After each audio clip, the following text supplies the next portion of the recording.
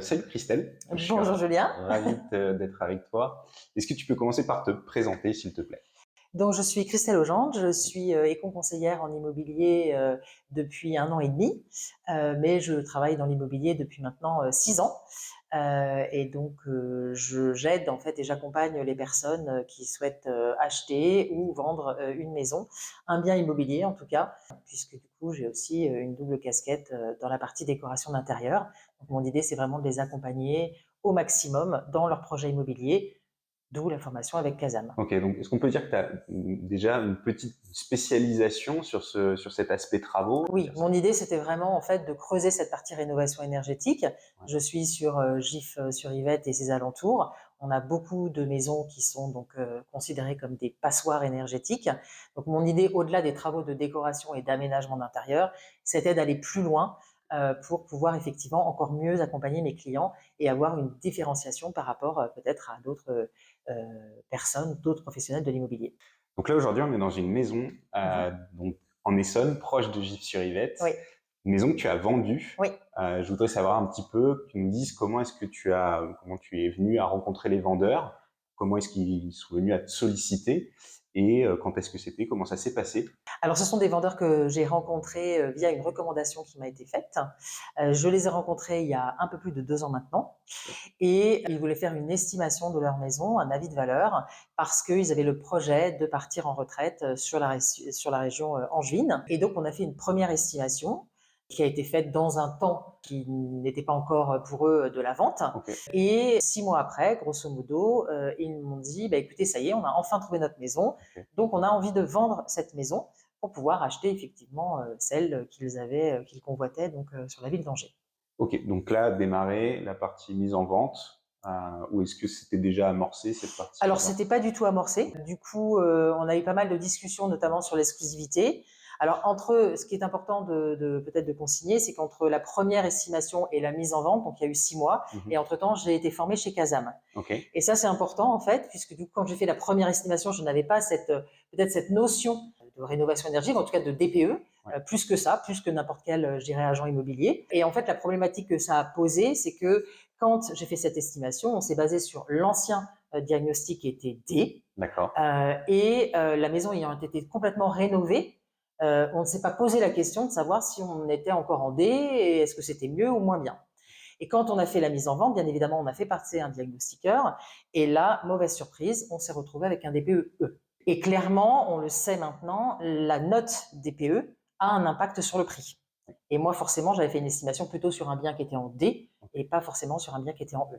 Donc là, quelle a été ta réaction? Quel a été le conseil que Bon. tu leur as apporté quand tu as découvert cette classe énergétique? Alors ma réaction, ça a été un peu la même que la leur, c'est-à-dire grosse déception.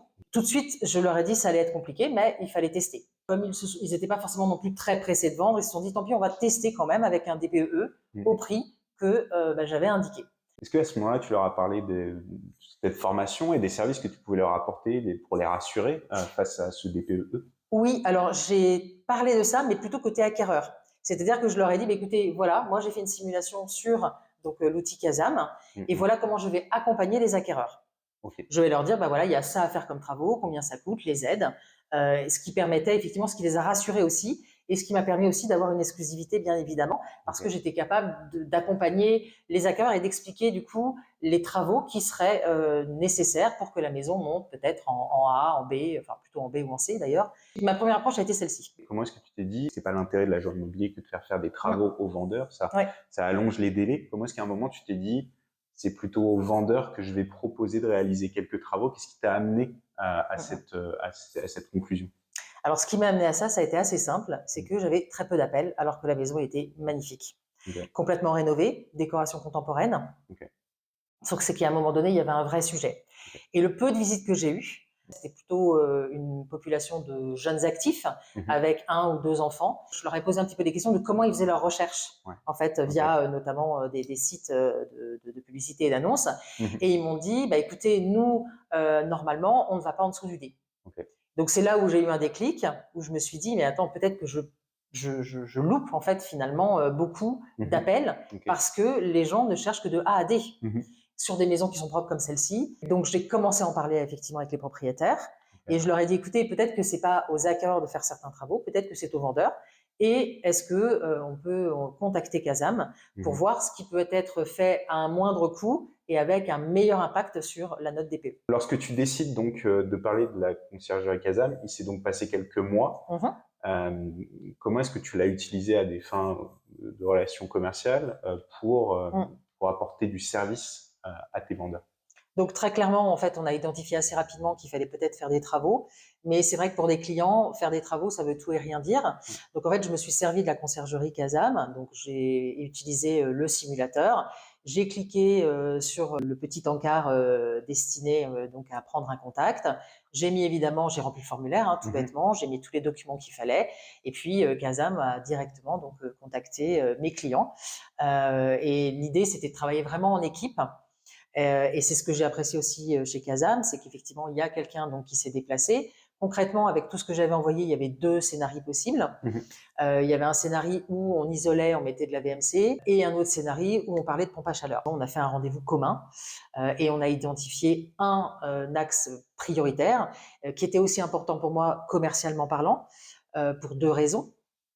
La première, c'était qu'effectivement, j'ai quand même gardé une exclusivité plus de 8 mois, ce qui est Ok. quand même assez rare dans le secteur, parce que bah, les propriétaires me faisaient confiance et ils m'ont d'autant plus fait confiance que quand on a identifié le scénario qui était le mieux, je leur ai expliqué aussi pourquoi commercialement ça avait un impact.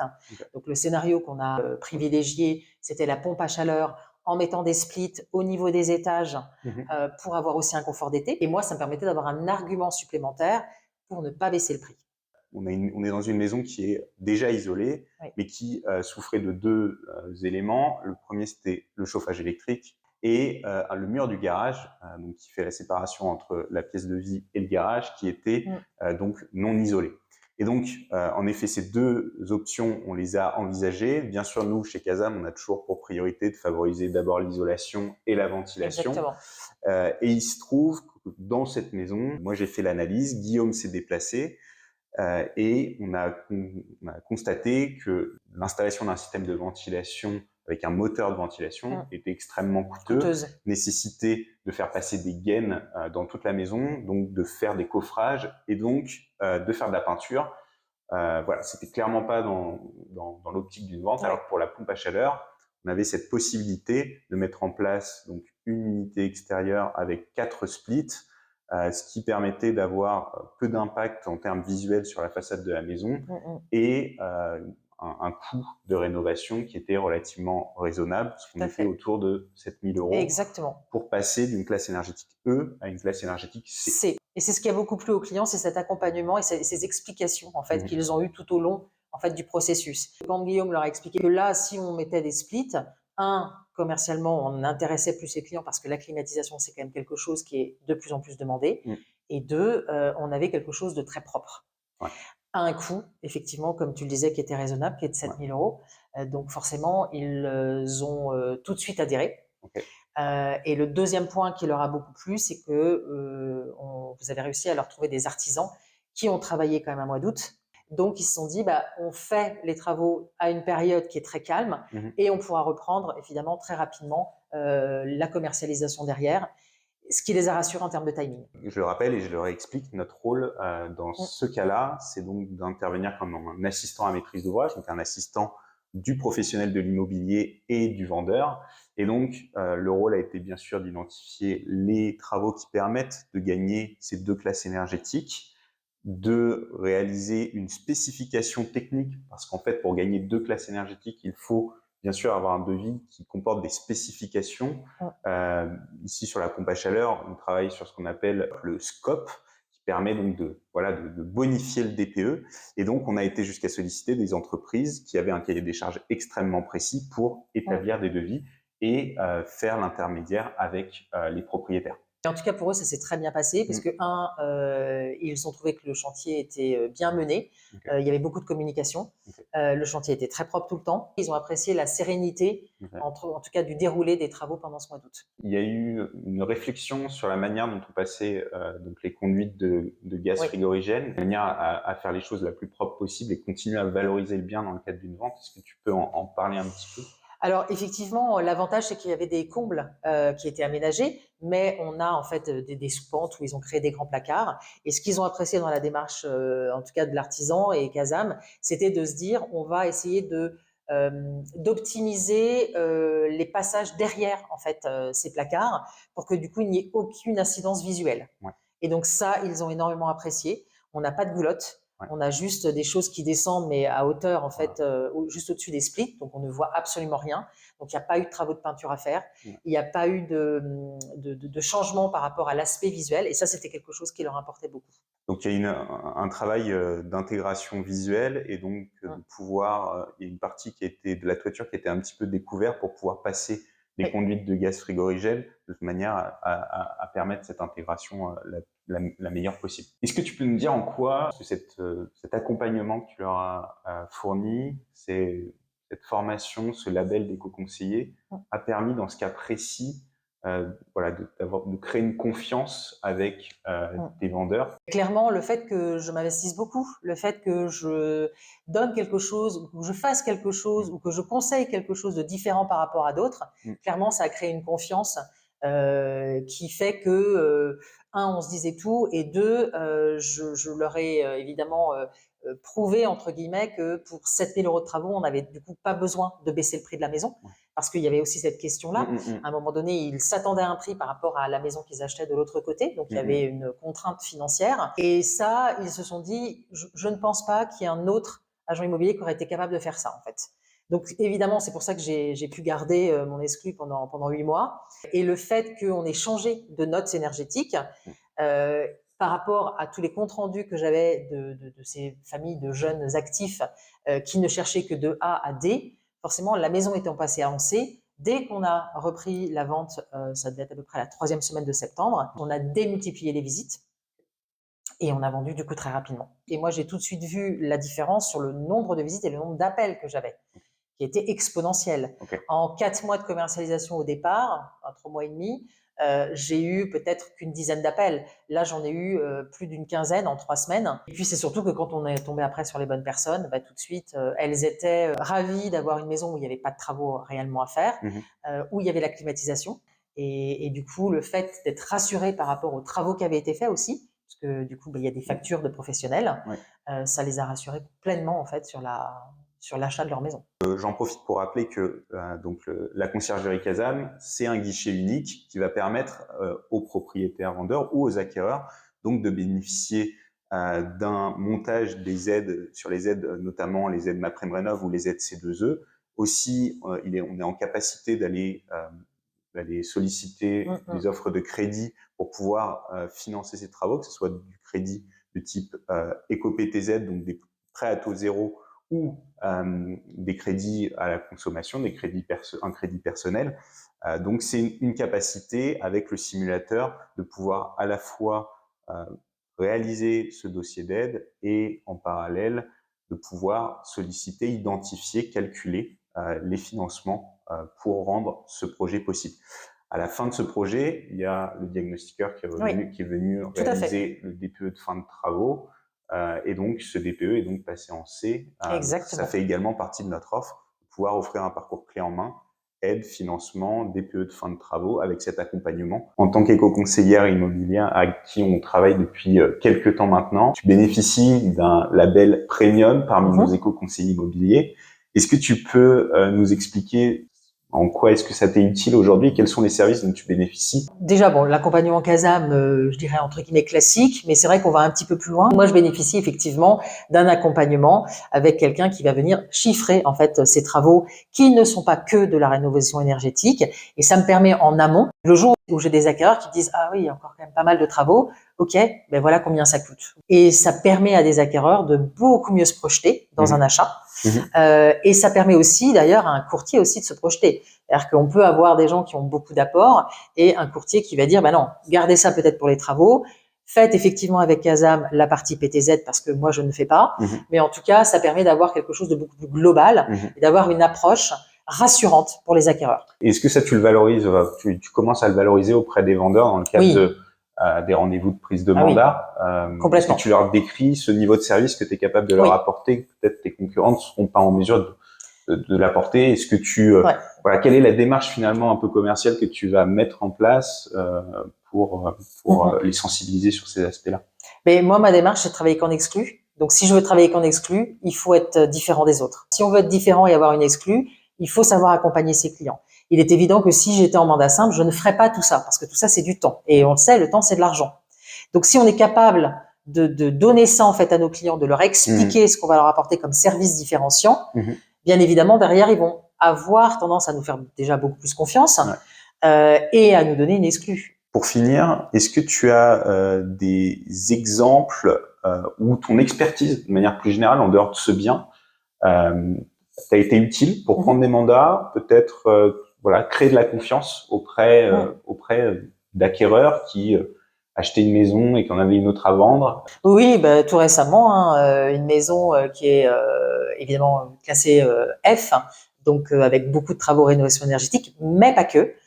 Clairement, la maison est magnifique. Elle est dans un endroit superbe. Donc, je savais que j'aurais évidemment des appels. Sauf que les 2 premières visites, ça a été oh là là, est-ce que vraiment je peux me lancer dans tous ces travaux-là? Sauf que quand on a des choses bien définies, un devis, forcément, ça aide. En tout cas, moi, ça m'a beaucoup aidé déjà à qualifier mes visites correctement. Donc, faire des visites qui sont à chaque fois qualifiées et donc potentiellement avec une offre derrière. J'ai fait que 3 visites sur cette maison et j'ai eu 2 offres au prix. Et c'est vrai que côté vendeur, la personne voulait absolument s'occuper de rien parce que c'est une succession et souvent dans les successions, les héritiers, ils n'ont pas le temps ou ils n'habitent pas sur place. Donc le fait d'avoir quelqu'un sur place qui va être, quand on leur présente tout le programme, à savoir l'accompagnement sur la partie rénovation énergétique, puisqu'ils savent qu'il va y avoir un audit énergétique à faire. Donc qu'est-ce que c'est? Déjà, il y a ce côté aussi pédagogie qu'il faut avoir avec les vendeurs, mais qu'en plus, on va pouvoir leur dire, nous, on va faire des devis parce que vous savez que la maison, il va y avoir des travaux. Eux-mêmes, ça les a rassurés parce qu'ils se sont dit, OK, on est entre de bonnes mains, nous, on gère rien. Et puis, ils étaient contents, évidemment, derrière, d'avoir la preuve de mes paroles, puisqu'on a vendu très rapidement avec 2 offres au prix. Dans le cadre d'un des webinaires qu'on avait effectué avec les éco-conseillers, tu avais relaté également une anecdote où certains de des acquéreurs t'avaient ensuite confié la vente de leur maison. Oui, tout à fait. Et donc, j'ai un deuxième exemple qui est une maison que je ne devais absolument pas rentrer en fait en mandat puisqu'elle n'était pas du tout sur mon secteur. Non pas que je sois sectorisée, mais c'était un petit peu entre guillemets à 15 km de chez moi. Mais bon, en région parisienne, on sait que 15 km, ça peut faire beaucoup de temps. Et le pourquoi j'ai pu rentrer ce mandat, c'est parce que je leur ai vendu une maison donc qui pour le coup nécessitait beaucoup de travaux. Et ces personnes-là avaient déjà refait une maison des années 50. La maison était B.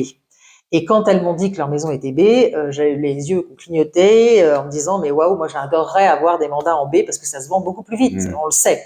Donc elles m'ont regardé un peu surprise en me disant mais les agents immobiliers qui sont venus estimer la maison ne nous ont rien dit là-dessus. Je dis si, je pense qu'on peut la vendre limite un petit peu plus cher que le marché.